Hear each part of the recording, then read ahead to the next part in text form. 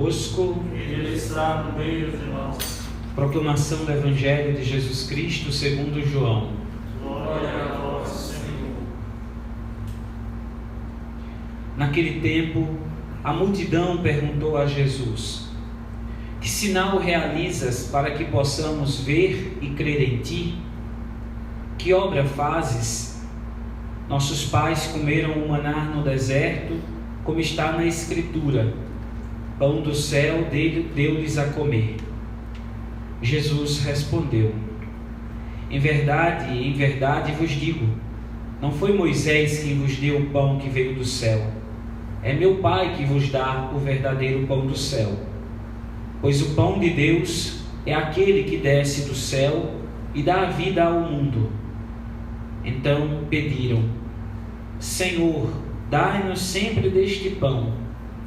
Jesus lhes disse: eu sou o pão da vida. Quem vem a mim não terá mais fome, e quem crê em mim nunca mais terá sede. Palavra da salvação. Glória a vós, Senhor. Louvado seja nosso Senhor Jesus Cristo. Para sempre seja louvado. Nós estamos nesses dias lendo o capítulo 6 do Evangelho de São João, que é um capítulo eucarístico, onde do começo ao fim desse capítulo 6, São João nos faz referências à Santíssima Eucaristia, o sacramento do corpo e sangue de nosso Senhor Jesus Cristo. E é interessante ver como se desenrola a história. Primeiro, Jesus realiza um milagre, nós já vimos, o milagre da multiplicação dos pães. Depois as pessoas vão à procura de Jesus porque querem mais pão. Jesus lhes dá uma bela de uma repreensão. Como eu disse ontem, talvez alguns de nós nunca mais procurássemos ele. E agora Jesus revela profundamente o que é esse pão do céu. Eles querem pão. Senhor, dá-nos sempre deste pão. Mas Jesus lhes revela: este pão sou eu. Eu sou o pão da vida. Quem vem a mim não terá mais fome, quem crê em mim nunca mais terá sede. E se você continuar acompanhando o Evangelho, você vai ver o desenrolar ainda dessa história. Como eles abandonam o Senhor, escandalizados. Como assim? Ele nos dará a sua carne e o seu sangue como comida e bebida. E se afastam do Senhor, abandonando. Nós vamos ver isso mais adiante. Pois bem, a Eucaristia é verdadeiramente Jesus Cristo. Não é simbolicamente Jesus. Não é sequer um pão abençoado, um pão especial, um pão que se pode ser embalado individualmente para distribuí-lo aos fiéis com as recomendações sanitárias. A Eucaristia é o próprio Cristo, é a carne, sangue, alma e divindade do Senhor. Assim como Estevão viu o céu aberto e o Filho do Homem de pé à direita de Deus, nós também na Eucaristia podemos proclamar a mesma coisa. Todas as vezes que o sacerdote celebra a Santa Missa, que o Padre eleva o corpo e o sangue do Senhor, nós podemos proclamar: estou vendo o céu aberto e o Filho de Deus, o Filho do Homem, à direita de Deus. Porque é isso que acontece. O Padre não eleva um pão, ele eleva o pão na hora do ofertório, porque na hora do ofertório é aquilo que nós temos para oferecer. Você faz a sua oferta, oferece o trigo, oferece a uva, oferece o pão, oferece o vinho. Hoje nas nossas comunidades já não se faz mais isso, porque ninguém mais entre os fiéis consegue fazer a hóstia e fabrica o vinho. Não? Antigamente as próprias comunidades faziam isso, então elas mesmas ofereciam o pão, o vinho, o trigo, a uva, Depois começaram a oferecer os frutos da terra, o feijão, o milho, a farinha, né? E assim, gradativamente foi se mudando a espécie do ofertório. Ficou sendo muito mais fácil que se oferecesse o dinheiro. O dinheiro não é o pão, mas compra o pão. O dinheiro não é o vinho, mas compra o vinho e mantém a casa de Deus.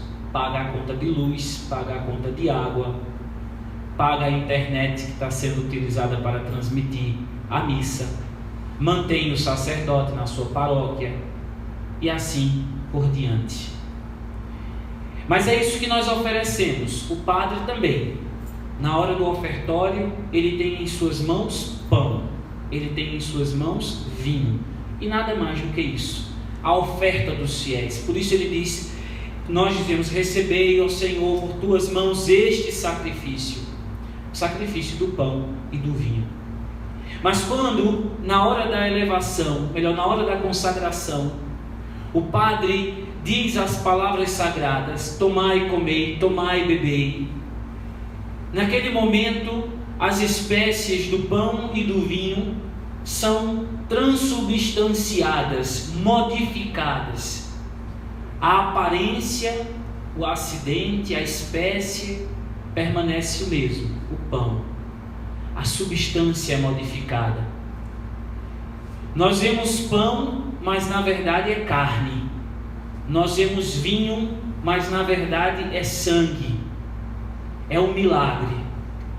Milagre que nós não vemos, porque é como se nós estivéssemos separados por uma cortina, um véu, que nos impede de ver tal qual está acontecendo sobre o altar. Eu ousaria dizer, se nós víssemos de fato o que acontece sobre o altar, se nós víssemos o sangue escorrendo nas mãos do sacerdote, certamente nós morreríamos de amor.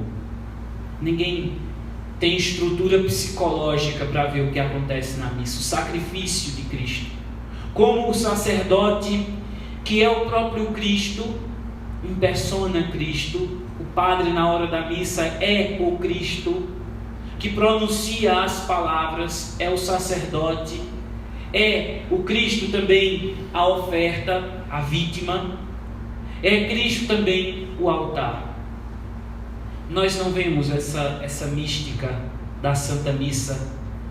Eu até quando via a primeira leitura dizia: Nossa Senhora, Estevão foi o primeiro místico da igreja, porque ele conseguiu ver sem o véu aquilo que de fato acontece. Viu o Filho do Homem de pé à direita de Deus. A missa é esse mistério.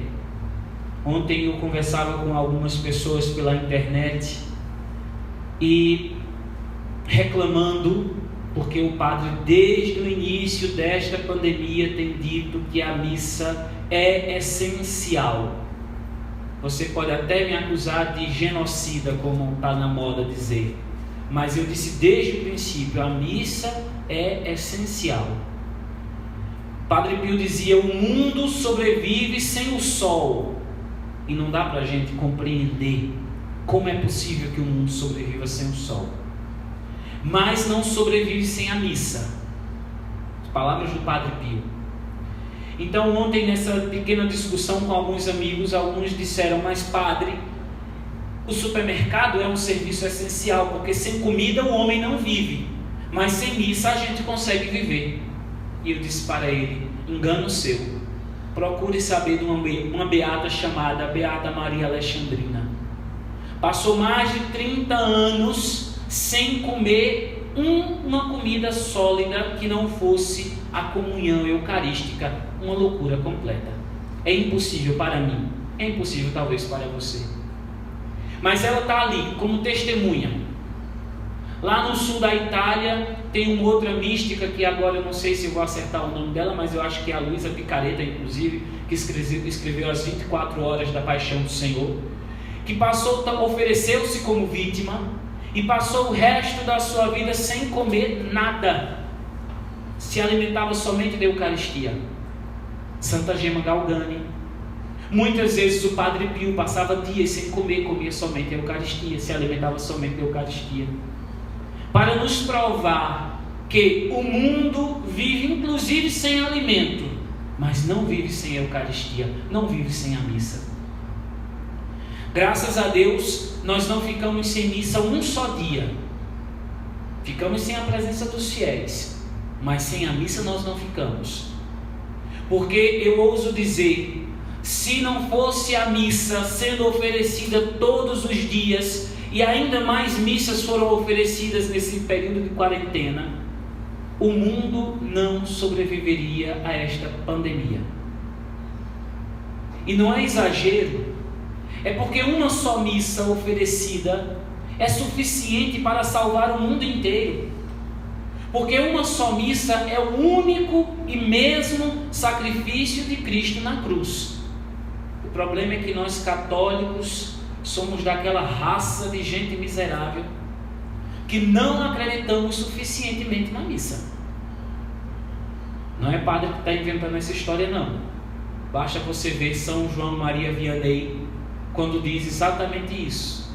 Se nós acreditássemos de fato no que é a Santa Missa, precisaríamos do exército na porta da igreja controlando a entrada e a saída das pessoas. Aliás, teria sido uma boa alternativa colocar a polícia na porta das igrejas para controlar o fluxo das pessoas e não proibi-las de entrar na igreja. Como também poderiam ter colocado a polícia nos supermercados, né?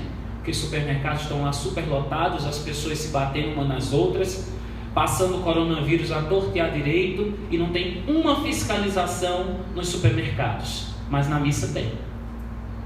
Na Itália estão abrindo os comércios gradativamente. Você sabe que a Itália foi o centro da pandemia por muito tempo, graças a Deus já não é mais, mas eles estão abrindo gradativamente os mercados, os shoppings, os restaurantes, porque estão precisando de dinheiro e o turismo está quebrado, né? A Itália está passando por uma crise financeira, não é só o Brasil não. Mas as missas estão proibidas. Pode celebrar o padre sozinho sem os fiéis, porque a missa não é essencial. Agora, depois de um bom tempo calados, os bispos resolveram falar, quase levantando uma desobediência civil.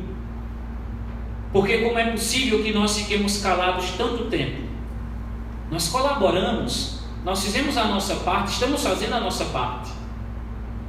Agora, proibir as pessoas da Eucaristia, para mim, e agora eu falo somente como padre, não falo em nome da igreja. A igreja tem, aqui em Brasília tem o seu pronunciamento oficial dos bispos, e nós vamos obedecer e seguir o que eles falam. Mas para mim é um absurdo que o povo fique sem missa. Porque o mundo sobrevive sem sol, mas não vive sem Eucaristia.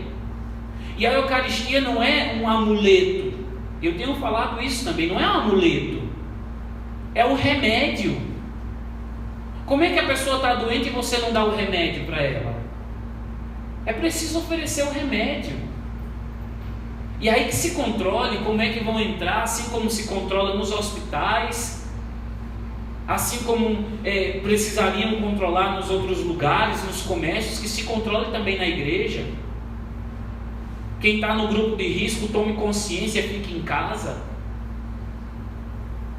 Por amor a si e por amor aos outros também. Mas não impedir que as pessoas venham na igreja.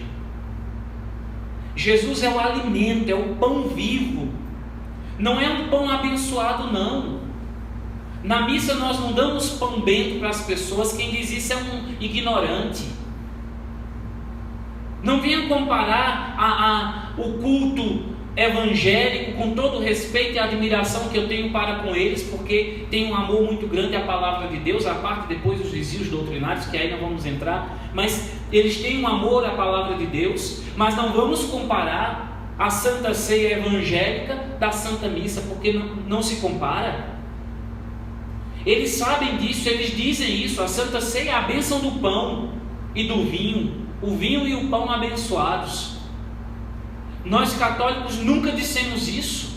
Aliás, quando foi dito isso, foi no Concílio de Trento para dizer: quem não acredita que Jesus está realmente presente na Eucaristia, anathema site, esteja excomungado. Hoje em dia muitos padres talvez seriam excomungados.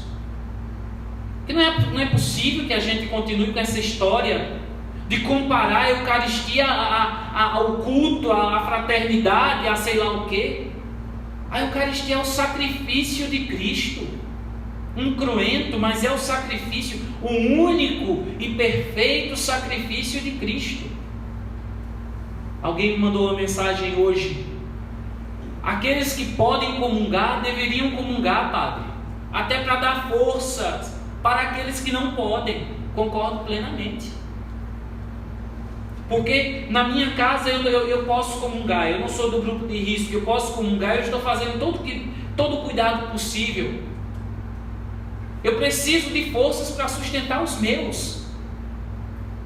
Jesus é esse pão vivo, e Ele diz: quem vem a mim não terá mais fome, quem crê em mim nunca mais terá sede.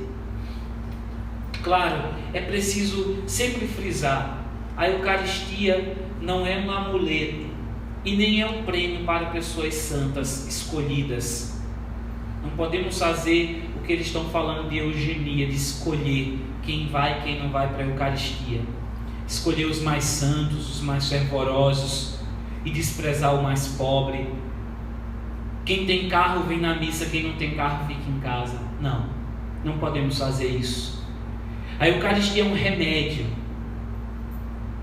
Ontem eu falei bastante: para uns produz a salvação, para outros a condenação. Mas eu penso que a essência dessa discussão está justamente naquilo que como nós católicos vemos a Eucaristia.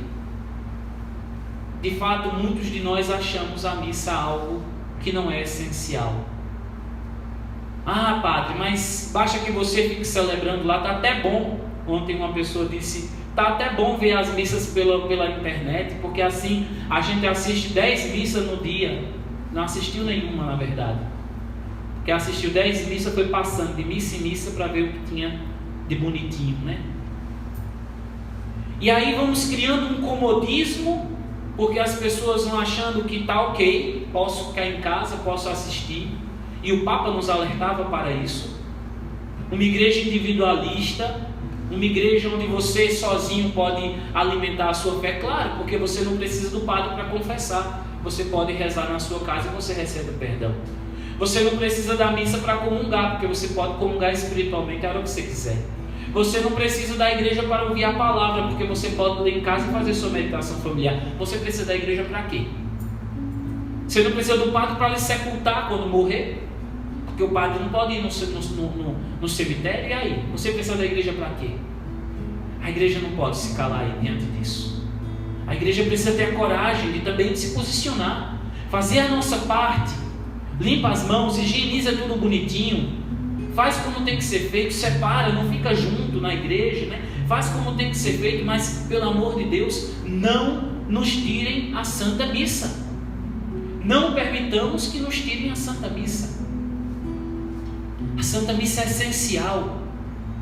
Se parasse de celebrar a missa um só dia na face da terra, o mundo não sobreviveria. Alguém pode dizer: padre, na sexta-feira nós não celebramos. É verdade, mas ali é uma liturgia, a liturgia da paixão. Nós fazemos memória daquele sacrifício, mas todos os outros dias do ano nós celebramos o sacrifício da missa. Sem Eucaristia o mundo não vive. Não vive. Aquele bispo que foi preso, Vantuano, hein? Ficou preso durante anos, e ele celebrava a Eucaristia todos os dias. Celebrava com um pedacinho, um piquititico de pão e uma gotinha de vinho.